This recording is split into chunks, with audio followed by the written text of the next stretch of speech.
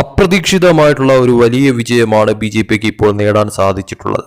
അത് മറ്റെവിടെയുമല്ല, അസമിൽ തന്നെയാണ്. അസമിലെ പഞ്ചായത്ത് തെരഞ്ഞെടുപ്പിൽ ബി.ജെ.പി തൂത്തുവാരുന്ന തരത്തിലോട്ടുള്ള വിജയത്തിലേക്ക് കാര്യങ്ങൾ മാറി. എന്നാൽ അതിനപ്പുറം അസമിൽ വലിയ തോതിലുള്ള ഒരു നേട്ടം അല്ലെങ്കിൽ വലിയ തോതിലുള്ള ഒരു അട്ടിമറി ഉണ്ടാക്കാനായിട്ട് ബി.ജെ.പിക്ക് സാധിച്ചു എന്നുള്ളതാണ് ഏറ്റവും വലിയൊരു കാര്യം എന്ന് പറയുന്നത്. അതായത് അവിടുത്തെ മുസ്ലിം ഭൂരിപക്ഷമുള്ള സ്ഥലങ്ങളിൽ ബി.ജെ.പി കടന്നുകയറ്റം ഉണ്ടായിരിക്കുന്നു എന്ന തരത്തിൽ തന്നെയാണ് റിസൾട്ട് സൂചിപ്പിക്കുന്നത്. അതായത് മുസ്ലിം ഭൂരിപക്ഷമുള്ള സീറ്റുകൾ ബി.ജെ.പി വിജയിക്കുന്ന തരത്തിലോട്ട് കാര്യങ്ങൾ മാറുകയും കോൺഗ്രസിന് അവിടെ വളരെ വലിയ തോതിലുള്ള തിരിച്ചടി ലഭിക്കുന്ന തരത്തിലും കാര്യങ്ങൾ മാറിയിരിക്കുന്നു.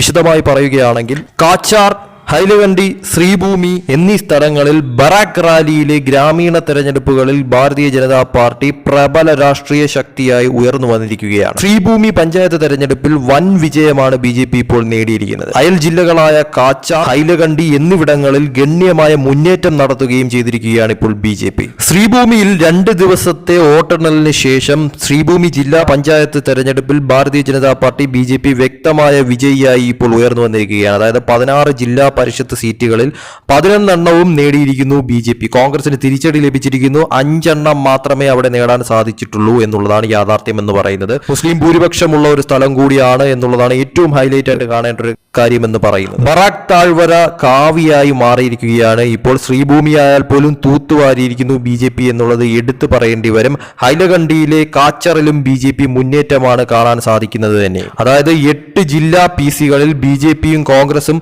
3 സീറ്റുകൾ വീതം നേടി ഇപ്പോൾ ഒപ്പത്തിനൊപ്പമാണ് എന്നുള്ളതാണ് ഏറ്റവും വലിയൊരു ട്വിസ്റ്റ് എന്ന് പറയുന്നത്. 2 സീറ്റുകളിൽ സ്വതന്ത്രരാണ് വിജയിച്ചിരിക്കുന്നത് തന്നെ. എന്തായാലും അവിടെയും ബി.ജെ.പിയുടെ ഒരു മുന്നേറ്റം കാണാൻ സാധിച്ചിരിക്കുന്നു എന്നുള്ളത് ഞെട്ടിപ്പിക്കുന്ന ഒരു കാര്യം തന്നെയാണ്.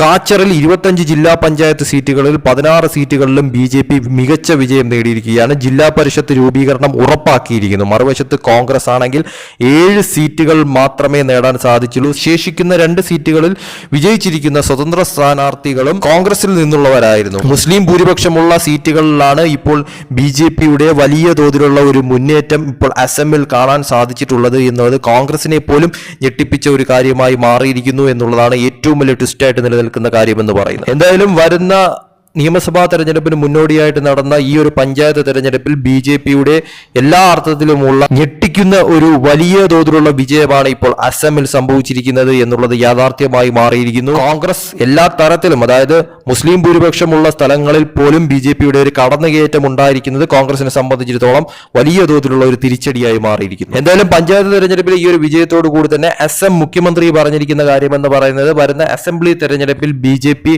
അവിടെ വലിയ തോതിലുള്ള ഒരു വിജയം നേടിയെടുക്കുമെന്ന് തന്നെയാണ് അവർ ഉറപ്പിച്ചു പറയുന്നത്. ഇപ്പോൾ പ്രതിപക്ഷം ഒന്നുമല്ലാതായിരിക്കുന്നു എന്നുള്ളത് തന്നെയാണ് ഈ ഒരു തെരഞ്ഞെടുപ്പിൽ നിന്ന് തന്നെ വ്യക്തമാകുന്നത്.